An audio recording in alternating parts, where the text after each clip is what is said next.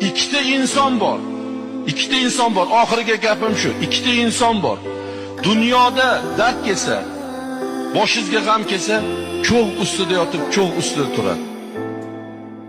Agar kasal bo'lsangiz, bolamga bergan dardingni menga bersang bo'lmasmidi deb otangiz bilan onangiz so'raydi. Xotiniz aytmaydi, do'stingiz aytmaydi. Erimga bergan dardni menga bergin, oshnamga, o'rtog'imga bergan dardni menga bergin deydi. Agar farzand o'lib qolsa, Allohim bolamni jonini olguncha menikini olsang bo'lmasmidi deydi.